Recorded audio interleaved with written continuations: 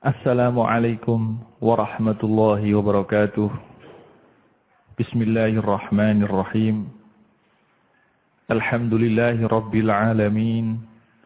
Wassalatu wassalamu ala ashrafil anbiya'i wal mursalin. Sayyidina Muhammadin wa ala alihi wa ashabihi wa man tabi'ahu ila yaumiddin. Amma ba'du. Para pendengar yang saya muliakan, alhamdulillah, Allah subhanahu wa ta'ala selalu memberikan rahmat dan hidayahnya kepada kita, sehingga pada malam hari ini seperti biasa kita bisa berjumpa kembali dalam kajian rutinan kita, dalam kajian fikih, kajian kitab takrib karangan Imam Abi Suja. Alhamdulillah, para pendengar yang saya muliakan, dalam kajian kita yang lalu telah kita selesaikan kajian kita dan pembahasan kita mengenai toharoh yang pertama, yaitu telah kita selesaikan pembahasan kita mengenai hal-hal yang berhubungan dengan wudu. Telah kita terangkan dalam kajian kita yang lalu mengenai rukunnya wudu, sunnah-sunnahnya wudu, dan hal-hal yang membatalkan wudu. Dalam kajian kita kali ini kita akan membahas toharoh yang kedua, yaitu mandi. InsyaAllah dalam kesempatan kita kali ini kita akan membahas mengenai sebab-sebab atau hal-hal yang mewajibkan mandi. Kalau masih ada waktu, kita akan sedikit membahas mengenai rukun-rukunnya mandi. Bismillahirrahmanirrahim. Qala al-musannifu rahimallahu ta'ala wa nafa'ana fi ulumihi bi ulumihi fid dharain amin. Faslun walladhi yujibul ghusla sittatu asya'a. Hal yang artinya hal yang mewajibkan mandi itu ada 6 perkara. Yashtariku fiha ar-rijalu wan nisa. 6 perkara tersebut dibagi menjadi 2. Yang pertama yaitu hal-hal yang berlaku untuk orang laki-laki dan untuk orang perempuan. Wahya, hal-hal tersebut iltiqa'ul khitanaini, bertemunya 2 kemaluan, kemaluan laki-laki dan kemaluan perempuan. Wa inzalul maniyyi, dan yang kedua adalah keluarnya air mani. Wal mautu, yang ketiga adalah kematian. Adapun hal yang kedua, wa salasatun takhtassu bihan nisa'u. Pembagian yang kedua yaitu 3 hal yang khusus terjadi pada wanita. Wahya, 3 hal tersebut adalah al-haidhu, haid, wan nifasu, dan nifas, wal wiladatu, dan melahirkan. Inilah 6 hal yang mewajibkan mandi. Kalau salah satu dari hal ini terjadi pada seseorang, maka wajiblah atas orang tersebut untuk mandi. Sebelum kita memasuki keterangan kita mengenai hal-hal yang mewajibkan mandi, seyogyanya kita akan membahas terlebih dahulu mengenai arti daripada mandi itu sendiri dan hikmah daripada diwajibkannya mandi. Al-mandi dalam bahasa Arab adalah al-ghuslu. Ya, kalau kita sebut dengan bahasa Arab memakai kata al-ghuslu, yang mana al-ghuslu ini menurut bahasa artinya adalah sayalanul ma'i ala syai'i, adalah mengalirnya air kepada dalam sesuatu. Mengalirnya air ini kalau dalam bahasa Arab namanya al-ghuslu. Wa syar'an, adapun arti daripada mandi atau al-ghuslu menurut istilah ulama ahli fikih adalah jaryanul ma'i alal badani biniyatin makhsusah. Mengalirnya air pada badan seorang muslim dengan niat tertentu.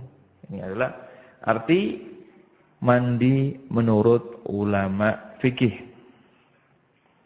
Mandi atau al-ghuslu adalah hal yang diperintahkan dan dianjurkan oleh agama. Baik mandi tersebut adalah hanya sekedar untuk membersihkan badan, atau mandi tersebut adalah untuk menghilangkan hadas, baik mandi tersebut sebagai syarat sahnya ibadah atau tidak menjadi syarat sahnya ibadah.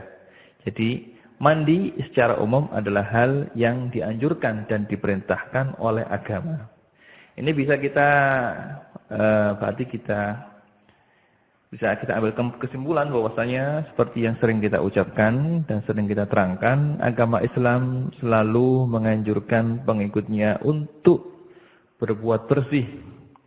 Baik bersih kepada dirinya sendiri atau bersih kepada lingkungannya. Perintah untuk mandi ini bisa kita temukan baik di dalam Al-Quran atau di dalam hadis atau di dalam ijma' para ulama. Kalau kita tengok dan kita cermati firman Allah Subhanahu wa taala dalam surat Al-Baqarah ayat 222, Allah Subhanahu wa taala telah berfirman, "Innallaha yuhibbut tawwabina wa yuhibbul mutatahhirin." Sesungguhnya Allah Subhanahu wa taala menyintai orang yang bertaubat dan menyintai orang yang berbuat bersih. Al-mutatahhirin, orang yang berbuat bersih, baik berbuat bersih kepada zahir dengan mandi dan dengan membersihkan segala sesuatu yang berada di sekitarnya, atau berbuat bersih terhadap batinnya dengan membersihkan hatinya dari sifat-sifat yang tercela, dari sifat dengki, dari sifat tidak suka, dari sifat iri hati, dari dosa-dosa. Ini adalah orang yang dicintai oleh Allah Subhanahu wa taala, adalah orang yang selalu membersihkan dirinya. Membersihkan dirinya, membersihkan zahirnya dengan cara mandi, dengan cara membersihkan lingkungan. Ini membersihkan zahir. Kalau membersihkan batin dengan menjauhi sifat-sifat yang tercela dan dengan bertaubat kepada Allah Subhanahu wa taala, juga dengan melakukan perintah Allah Subhanahu wa taala, dengan melakukan salat 5 waktu. Berarti orang tersebut telah membersihkan zahirnya dan batinnya dari segala dosa. Karena sebagaimana disebutkan dalam hadis yang sahih, bahwasanya Rasulullah Shallallahu Alaihi Wasallam membuat perumpamaan orang yang salat 5 waktu seperti orang yang mandi 5 kali. Maka secara otomatis orang yang mandi 5 kali maka tidak akan kita temukan di badannya sedikit pun kotoran. Begitu juga orang yang selalu mengerjakan salat 5 waktu dengan khusyuk, maka Allah Subhanahu wa taala akan membersihkan orang tersebut dari segala macam dosa. Itu kalau salat tersebut kalau kita lakukan dengan cara yang khusyuk dan memenuhi syarat rukunnya. Allah Subhanahu wa taala berfirman bahwasanya salat itu menjaga manusia dari perbuatan keji dan mungkar. Dalam hadis juga telah kita temukan banyak sekali hadis yang menganjurkan kita untuk berbuat bersih. Di antaranya adalah hadis yang diriwayatkan oleh Imam Bukhari dan Imam Muslim dari sahabat Abu Hurairah radhiyallahu anhu qala Rasulullah sallallahu alaihi wasallam haqqun ala kulli muslimin ay yaghtasila fi kulli sab'ati ayyamin yawman yaghsilu fihi ra'sahu wa jasadahu. Wa inda Muslim haqqun lillahi. Arti daripada hadis ini adalah Rasulullah Shallallahu Alaihi Wasallam telah bersabda, sebagaimana diriwayatkan oleh sahabat Abu Hurairah, diriwayatkan oleh Imam Bukhari dan Imam Muslim, haqqun ala kulli muslimin. Kewajiban bagi setiap orang Islam untuk mandi sekali setiap 7 hari. yaghsilu fihi ra'sahu wa jasadahu, dengan membersihkan kepalanya dan seluruh badannya. Ini adalah bahwasanya suatu kewajiban dan suatu keharusan bagi seorang yang muslim untuk mandi paling tidak seminggu sekali, yaitu di hari Jumat.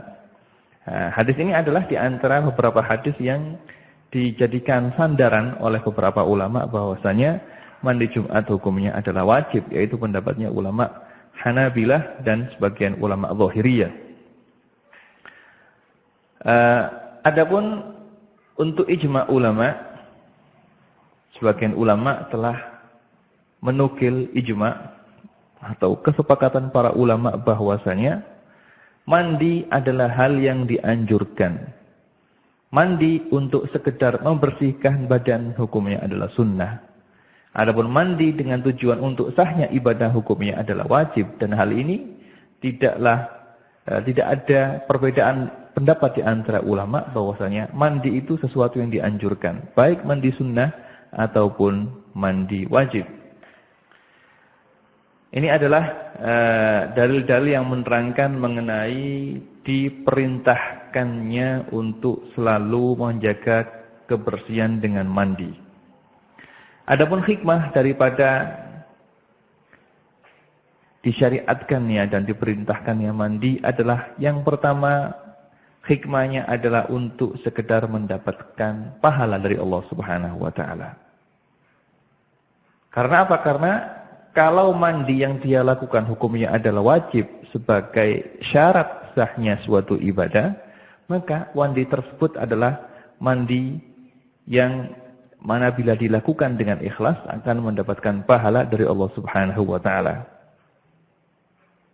Dan bahkan mandi tersebut orang yang melakukannya akan mendapatkan pahala yang sangat besar dari Allah Subhanahu wa taala. Rasulullah sallallahu alaihi wasallam telah bersabda sebagaimana yang diriwayatkan oleh Imam Muslim, "At-tahuru syatrul iman." Kebersihan adalah setengah daripada iman atau sebagian daripada iman. Jadi kebersihan adalah setengah daripada iman. Baik bersih secara zahir ataupun bersih secara batin. Juga hikmah yang kedua dari diperintahkannya mandi adalah untuk membersihkan badan dari segala bentuk kotoran. Dari segala bentuk kotoran. Dengan bersihnya badan tersebut sehingga orang yang dekat dengan kita merasa enak. Merasa enak dan merasa nyaman. Kalau badan kita kotor dan bau badan kita tidak enak, maka orang yang ada di sebelah kita akan merasa terganggu. Bahkan kadang-kadang orang yang sholat di sebelah kita, kalau badan kita bau tidak enak, akan merasa risih dan jijik untuk melakukan sholat. Maka kalau kita cermati di beberapa hadis, Rasulullah Shallallahu Alaihi Wasallam melarang orang yang bau badannya tidak enak dan melarang orang yang bau mulutnya tidak enak, seperti orang yang baru makan bawang putih atau memakan sesuatu yang membuat bau mulut tidak enak. Rasulullah Shallallahu Alaihi Wasallam mencegah mereka untuk mendekati masjid Rasulullah Shallallahu Alaihi Wasallam. Dalam satu hadis yang diriwayatkan oleh Imam Bukhari dan Imam Muslim dari Ummul Mukminin Aisyah radhiyallahu anha, annaha qalat kana nasu ahla amalin wa lam yakun lahum kufatun fakana yakunu lahum tafalun faqila lahum law tasaltum yawmal jum'ati wa fi riwayatin lahumā faqala Rasulullah sallallahu alaihi wasallam law annakum tatahhartum liyaumikum hadza. Sayyidina Aisyah radhiyallahu anha menceritakan bahwasanya dulu ketika pada zaman Rasulullah sallallahu alaihi wasallam, penduduk Madinah kebanyakan mereka adalah orang yang pekerja. Karena kalau kita lihat lingkungan Madinah ketika itu adalah mereka kebanyakan adalah orang yang bertani. Kemudian Rasulullah Shallallahu Alaihi Wasallam ketika mengumpulkan mereka untuk melakukan sholat Jumat, Rasulullah Shallallahu Alaihi Wasallam mendapatkan bau badan mereka tidak enak. Tapi Rasulullah SAW memaklumi hal tersebut karena mereka, kebanyakan para sahabat adalah para pekerja ketika itu. Maka Rasulullah SAW tidak menuntut mereka untuk mandi setiap hari, karena itu akan memberatkan kepada mereka. Dan ketika itu air sangat sulit untuk ditemukan di Madinah. Maka Rasulullah SAW cuma sekedar berkata, "Law iktasaltum yaumal jum'ah," seandainya kamu sekalian mandi pada hari Jumat, karena ketika itu hari Jumat adalah hari berkumpulnya orang Muslim ketika itu untuk melakukan sholat Jumat. Maka seyogyanya orang yang hadir untuk melakukan sholat Jumat dalam keadaan baunya enak, tidak baunya tidak busuk, ya. Maka Rasulullah SAW mengatakan, "Law iktasaltum yaumal jum'ah," seandainya kamu sekalian mandi pada hari Jumat, maka itu akan lebih baik. Dalam satu riwayat Rasulullah SAW mengatakan, "Lau annakum tatahhartum liyaumikum hadza." Seandainya kamu berbuat bersih untuk hari kamu, hari Jumat ini, maka itu adalah hal yang baik. Ini adalah hikmah yang pertama. Jadi hikmah yang kedua, Jadi hikmah yang pertama dari diperintahkannya mandi ini adalah untuk mendapatkan pahala dari Allah Subhanahu wa taala. Kalau mandi itu wajib, maka dia akan mendapatkan pahalanya kewajiban. Kalau mandi tersebut sunnah, maka dia akan mendapatkan pahala kesunnatan. Nah, hikmah yang kedua adalah untuk membersihkan diri dari kotoran, yang mana hal tersebut adalah sangat penting sekali, seperti yang saya terangkan tadi, karena orang Islam tidak lepas dari berkumpul dengan Muslim yang lainnya. Hikmah yang ketiga adalah untuk agar badan kita merasa lebih nyaman, lebih enak, lebih fresh. Karena apa? Kalau seseorang telah, misalnya suami istri telah berkumpul, misalnya telah berjumpa, maka setelah menyelesaikan perbuatan tersebut, otomatis tubuhnya merasa lemah, tubuhnya merasa loyo. Maka untuk mengembalikan stamina tubuh ini, maka diwajibkan untuk mandi. Maka dengan mandi tersebut, stamina tubuh akan kembali seperti semula. Ini adalah hikmah yang sangat besar sekali yang diperintahkan oleh Rasulullah SAW. Maka seperti yang dianjurkan oleh Rasulullah SAW, kalau seorang suami itu telah berkumpul dengan istrinya dan dia ingin berkumpul yang kedua kali untuk mengulangi perbuatan itu, maka Rasulullah SAW menganjurkan dia untuk mencuci kemaluannya. Kalau tidak bisa mandi, maka dia diperintahkan, disunatkan untuk mencuci kemaluannya agar stamina dan kekuatannya bisa kembali tumbuh seperti semula. Ini adalah hikmah daripada diperintahkannya mandi. Mandi seperti yang disebutkan oleh para ulama kita ahli fikih, dibagi menjadi dua. Di sana ada yang namanya mandi sunnah dan mandi wajib. Untuk pertemuan kita kali ini, kita akan membahas hal-hal yang mewajibkan mandi. Apa saja hal-hal yang mewajibkan mandi? Di sini Imam Abi Suja menyebutkan 6 hal yang mewajibkan mandi. 3 hal dari 6 hal tersebut adalah sama antara orang laki-laki dan perempuan. Kalau 3 hal yang lainnya adalah khusus untuk perempuan. Apa hal tersebut? Imam Abi Suja mengatakan, wahya iltiqaul khitanaini. Hal yang pertama yang mewajibkan mandi adalah bertemunya 2 kemaluan. Atau dalam bahasa kasarnya jima, bersetubuh. Kalau kemaluan laki-laki masuk ke dalam kemaluan perempuan, maka wajib atas laki-laki tersebut dan perempuan tersebut untuk melakukan mandi. Hal ini telah diterangkan oleh Rasulullah SAW seperti yang diriwayatkan oleh sahabat Abu Hurairah radhiyallahu anhu, Ali Nabi sallallahu alaihi wasallam qala idza jalasa baina syu'abiha arba' thumma jahadaha faqad wajaba alaihi al-ghuslu. Dalam satu riwayat wa illam yanzil wa illam yunzil. Yang artinya Rasulullah sallallahu alaihi wasallam telah bersabda, jika seorang laki-laki telah duduk di atas 4 anggota perempuan, di atas kedua pahanya dan di atas kedua tangannya, summa jahadaha, kemudian dia menggaulinya, faqad wajaba alaihi ghuslu, maka wajib atas laki-laki tersebut untuk melakukan mandi. Dalam riwayatnya Imam Muslim ada tambahan wa illam yunzil, meskipun tidak keluar mani, kalau laki-laki tersebut telah menggauli istrinya, maka wajib atas mereka berdua untuk melakukan mandi. Dalam riwayat yang lain, dalam hadis yang lain yang diriwayatkan oleh Ummul Mukminin Aisyah radhiyallahu anha,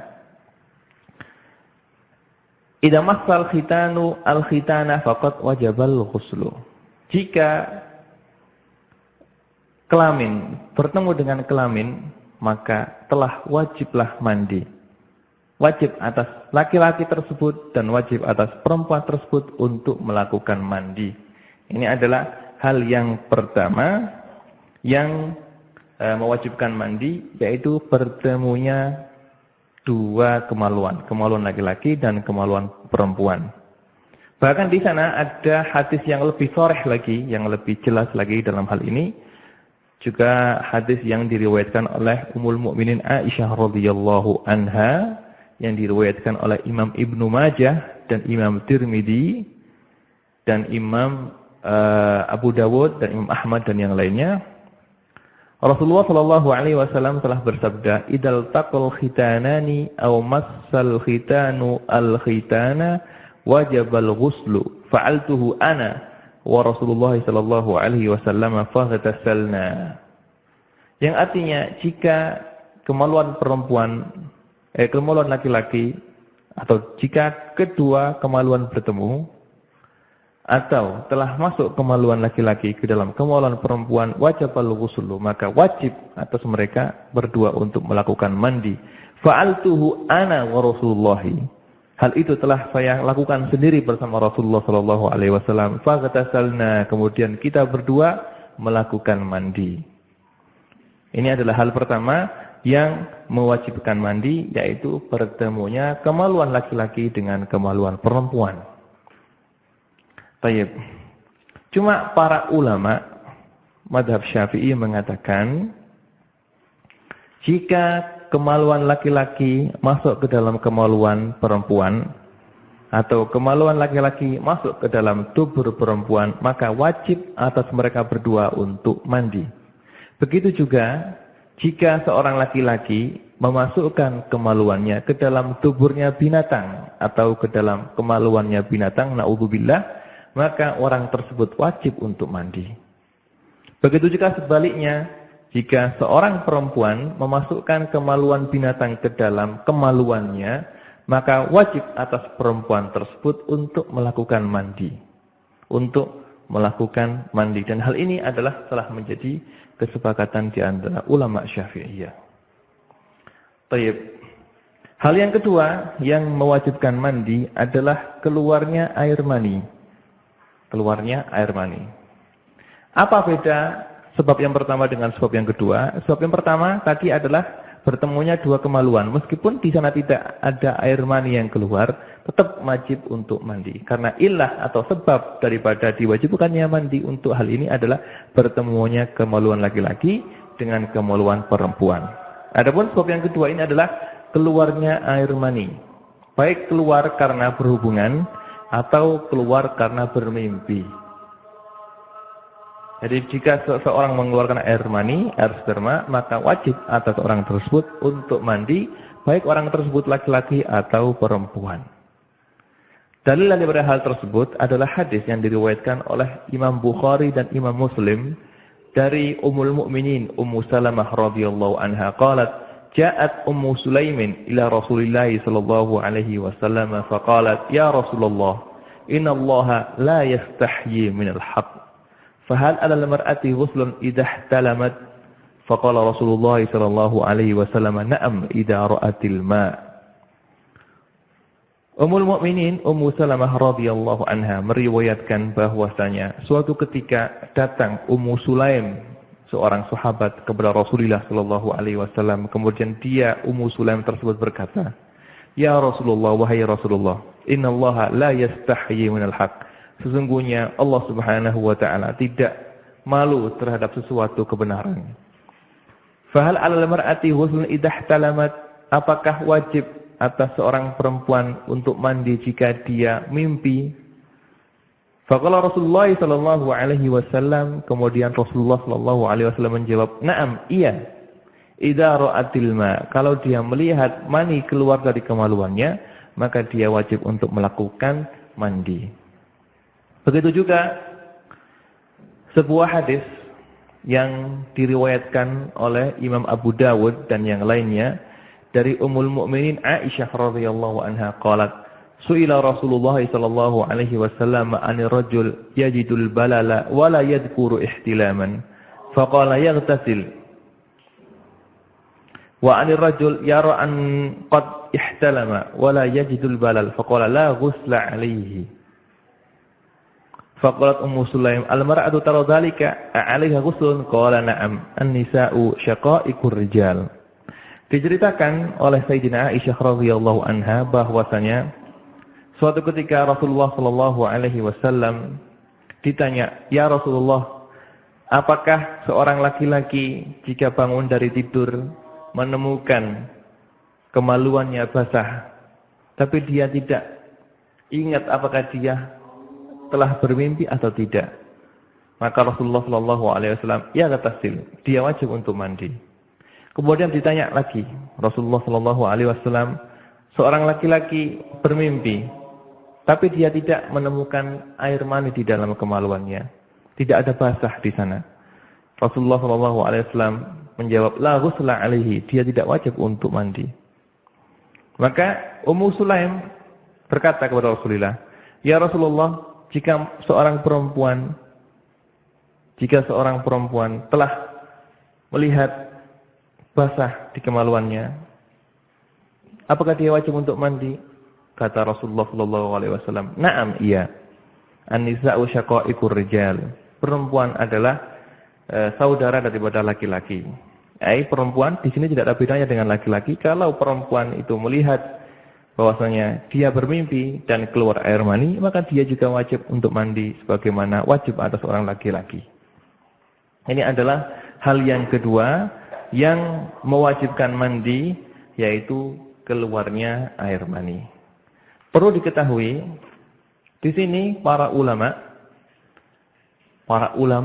menyebutkan bahwasanya air mani itu mempunyai beberapa tanda, mempunyai beberapa alamat. Kalau tanda ini ditemukan, maka air yang keluar adalah air mani. Kalau tanda ini tidak ditemukan sama sekali, maka yang keluar bukanlah air mani. Yang pertama, tanda daripada air sperma adalah air sperma atau air mani mempunyai bau seperti bau adonan roti kalau mani tersebut dalam keadaan basah. Jadi kalau mani tersebut masih cair, belum mengering, maka baunya seperti bau adonan roti. Kalau mani tersebut telah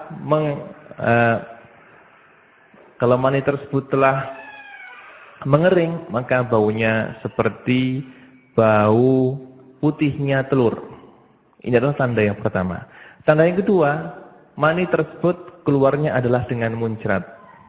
Allah Subhanahu wa taala telah berfirman dalam surat At-Tariq ayat 6. Allah Subhanahu wa taala berfirman, "Min ma'in dafiqin yakhruju min baini sulbi wat tara'ib."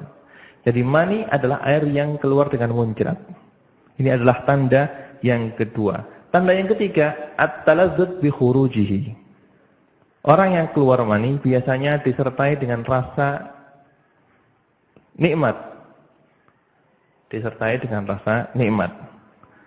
Nah, ini adalah tiga hal yang menjadi tanda daripada bahwasanya air yang keluar dari kemaluannya itu adalah air mani.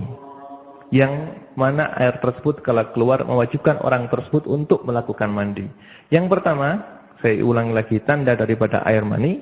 Yang pertama adalah air tersebut mempunyai bau seperti adonan roti. Kalau masih basah, belum mengering. Kalau mengering, baunya berubah menjadi seperti baunya putihnya telur. Tanda yang kedua, air mani keluarnya adalah dengan muncrat, seperti disebutkan dalam Al-Quran, min ma'in dafiqin, dari air yang mencerat. Tanda yang ketiga adalah at-taladzuz bi khurujihi. Air mani keluar disertai dengan rasa lezat, disertai dengan rasa enak. Kemudian setelah itu disertai dengan rasa loyo.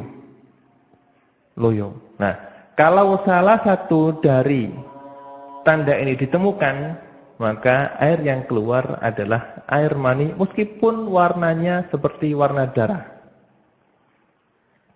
Meskipun air yang keluar adalah warnanya merah pekat seperti warna darah, kalau ditemukan salah satu tanda yang telah saya sebutkan tadi, maka air tersebut adalah air mani yang mewajibkan mandi atas orang yang keluar.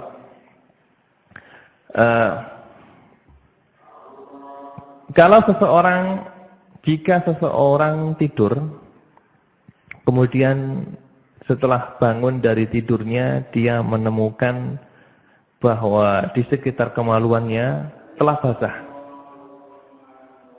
Dan dia tidak ingat apakah dia mimpi atau tidak. Yang penting ketika dia bangun, dia menemukan basah di sekitar kemaluannya. Maka dia ragu-ragu apakah cairan basah itu mani atau bukan mani. Maka dalam hal ini, menurut qaul yang mu'tamad dalam mazhab Syafi'i, orang yang mengalami kejadian seperti ini, maka dia boleh memilih antara dua hal. Boleh dia menjadikan air yang keluar tadi adalah mani sehingga dia wajib untuk mandi. Boleh dia menjadikan air yang keluar dari kemaluannya tadi itu bukan mani. Kalau kita jadikan air tersebut bukan mani, maka dia wajib untuk mencuci pakaian yang terkena air tersebut. Karena setiap sesuatu yang keluar dari kemaluan hukumnya adalah najis kecuali air mani. Ini adalah yang berhubungan dengan tanda-tandanya mani. Untuk sebab yang ketiga adalah al-mautu, kematian. Kematian adalah sebab yang mewajibkan mandi. Cuma yang wajib mandi adalah orang yang hidup. Orang yang hidup wajib untuk memandikan orang yang telah meninggal. Dalil daripada hal ini adalah hadis yang diriwayatkan dari sahabat Ibnu Abbas radhiyallahu anhuma, anna Rasulullah sallallahu alaihi wasallam qala fil muhrim alladhi waqasathu naqatuhu ighsiluhu bima'in wa sidrin. Jadi kematian adalah hal yang mewajibkan untuk mandi, adalah hadis, dalilnya adalah hadis yang diriwayatkan oleh Imam Bukhari dan Imam Muslim dari sahabat Ibnu Abbas radhiyallahu anhuma, bahwasanya pada haji wada ketika Rasulullah sallallahu alaihi wasallam menjalankan ibadah haji beserta dengan para sahabatnya, di situ seorang sahabat jatuh dari ontanya kemudian meninggal. Maka Rasulullah sallallahu alaihi wasallam menyuruh para sahabat yang lainnya untuk memandikan sahabat yang meninggal tadi dengan memakai air yang dicampur dengan daun darah. Dari hadis ini bahwasanya bisa kita ambil kesimpulan bahwasanya orang yang meninggal wajib untuk dimandikan. Dikecualikan dari ini adalah orang yang mati syahid. Orang yang mati syahid, orang yang mati dalam kancah pertempuran melawan orang kafir, maka orang yang mati dengan cara syahid ini tidak boleh dimandikan. Tidak boleh dimandikan, dan insya Allah akan kita bahas dalam kajian kita yang akan datang bahwasanya orang yang mati syahid tidak boleh dimandikan karena darah yang menempel di badan orang yang mati syahid besok akan berubah menjadi mistik, akan menjadi saksi bahwasanya orang ini adalah orang yang meninggal karena membela agama Allah Subhanahu wa taala. Kemudian hal yang keempat dan hal yang kelima dan hal yang keenam yang menjadi penyebab diwajibkannya mandi adalah haid, nifas, dan wiladah. Dan hal ini adalah hal-hal yang khusus untuk orang perempuan. Jadi, jika seorang perempuan telah suci dari haid, maka dia wajib untuk mandi.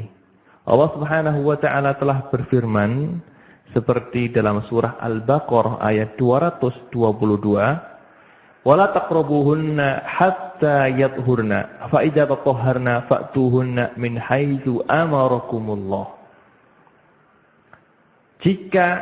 Fala taqrabuhunna, jika perempuan-perempuan kamu dalam keadaan haid, fala taqrabuhunna, maka jangan dekati mereka. Maksudnya jangan kumpuli mereka hatta yathurna, sehingga mereka suci.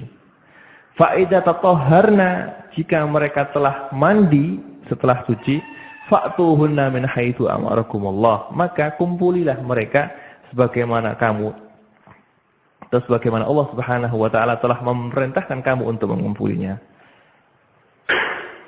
Di sini Allah Subhanahu wa taala mewajibkan seorang perempuan jika telah suci dari haidnya untuk mandi sehingga halal boleh dikumpuli oleh suaminya.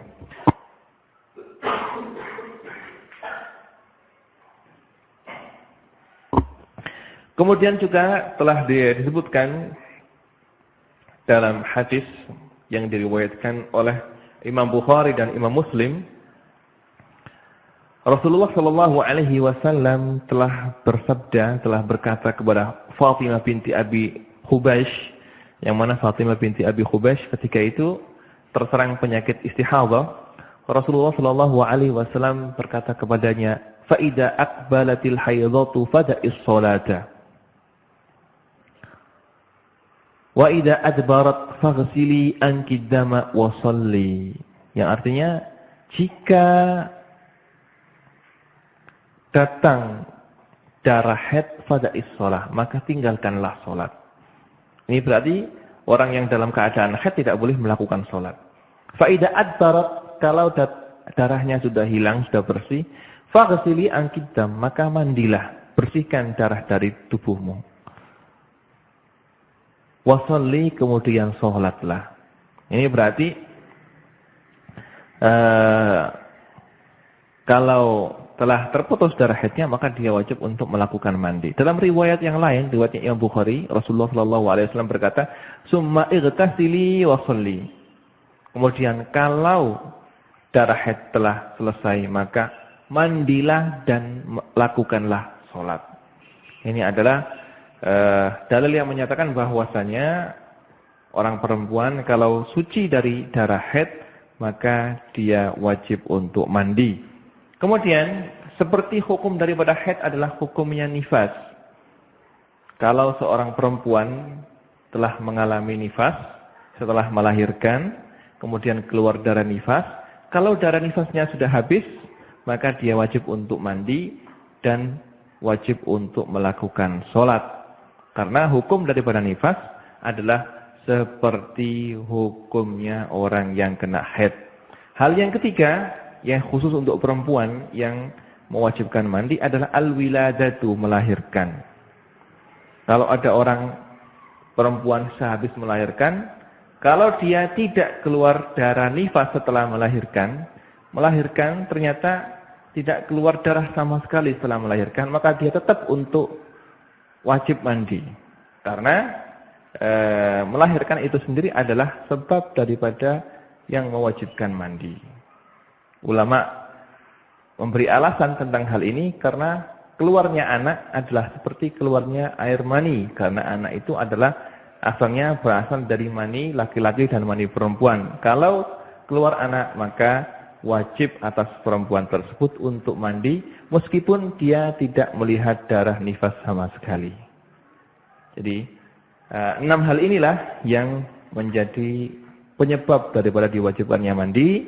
Yang pertama adalah bertemunya atau masuknya kemaluan laki-laki ke dalam kemaluan perempuan.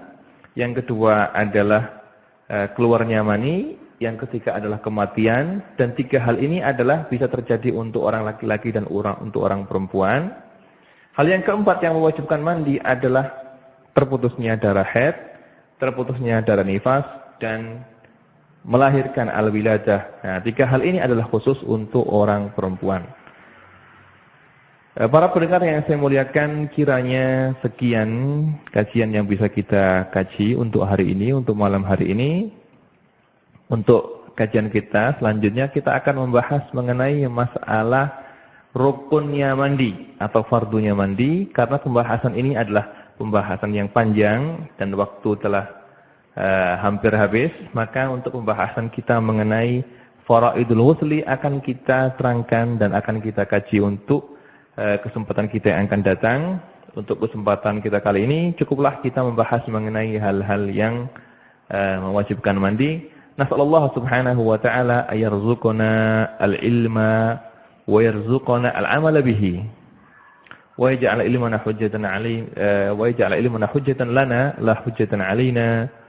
Wa sallallahu ala sayyidina Muhammadin wa ala alihi wa sahbihi wa sallam. Subhana rabbika rabbil izzati amma yasifun wa salamun alal mursalin walhamdulillahi rabbil alamin. Wassalamu alaikum warahmatullahi wabarakatuh.